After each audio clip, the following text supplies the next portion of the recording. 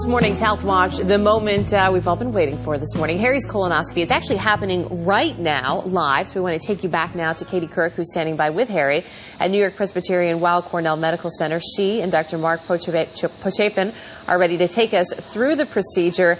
Harry, not going to be able to talk to us at this point, guys.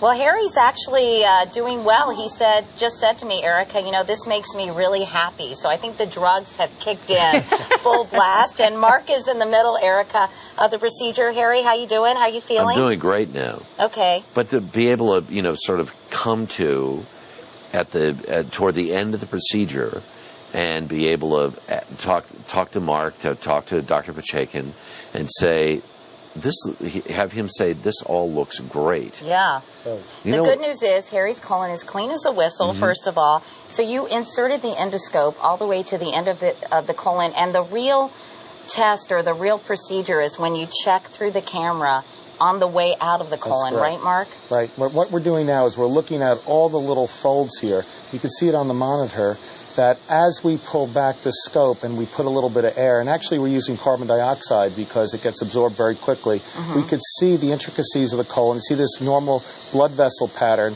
And actually, as I withdraw it this side, you could see there's a little bit of a bluish blush just in the middle. That's actually Harry's liver. Oh, really? Yeah, we're at what's called a hepatic flexure, which is hello, liver. Yeah, not many people get to say hello to the liver.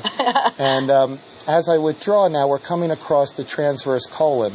The transverse colon usually has a little bit more of a triangular appearance. You can almost see that as I look at that. come back. And actually, what's interesting, there's no bone or cartilage in there. That's all muscle just contracting. And that's what keeps the fluid from coming too quickly out of the body. And the colon's job is really just to remove fluid. It's basically the dryer of the body. It's the sewage system. And this is just sort of cleansing it so you get a better look. And you also have to look for flat polyps as well. Sometimes polyps protrude out like little warts, I guess, right? But sometimes they're flat. Katie, what we like to say is they don't always present themselves well. That's true. Well, they could be hidden behind folds, or they could be very difficult to see. I'm a little worried. I told your wife, Andrea, I'd be, you know, if you said anything inappropriate, I'd make sure to... Yeah. She was afraid I was going to tell too much of the truth. I want to show you an interesting technology. It's called narrowband imaging, or NBI. And what it is basically a blue light that enhances the vascular pattern. Wow. And you see you could almost see each of those little dots are actually the glands in the colon. And you could see the blood vessels. If there was a very flat polyp or difficult to see polyp, we have a better way of seeing it. Yeah. Exactly.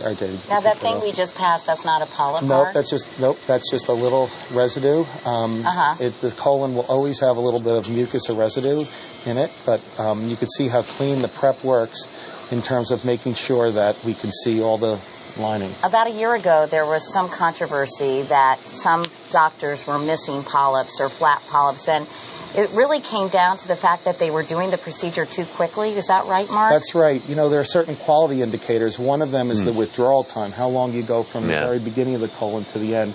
And the minimum amount of time should be 6 minutes. We strive here, we look at the clocks to be at least 8 minutes. And the longer you take looking around these folds, the better you're able to see these little small polyps or flat lesions. You could see how, if you're not careful looking around these different folds, that things could hide. See how you push forward and you look around these folds here, and then you pull back.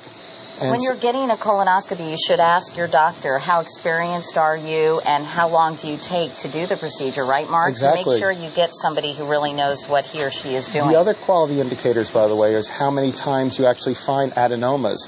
And the baseline standard is 50, or cancerous polyps? which are the precancerous polyps, the polyps that you really want to find and remove. And the baseline is about 15% to 25%, 15% for women and 25% for men. So they're out there. We just have to make sure we take our time and do a quality exam. Good prep, slow withdrawal, and, of course, making sure the patient's safety and comfort is always present. And a colonoscopy should be done every 10 years. You can do a flexible sigmoidoscopy, but that only really views half the colon, right? It's sort of like getting a mammogram on one breast. Not many people do flexible sigmoidoscopies anymore. If you're already in the colon, you may as well look at the whole colon. There are certain groups, like African Americans, that tend to have more polyps on the right side of the colon. So, you know, it's the best way to look. It's really very straightforward. And how many feet is this? The colon's remember from biology class?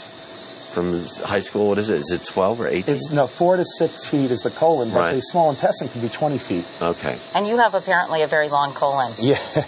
Yes. And by the way, I just want to point out I'm wearing my splash shield because I was told I was going to be in the splash zone, and I could have gone all day without knowing that, Mark. Sorry about but that, thank Katie. you.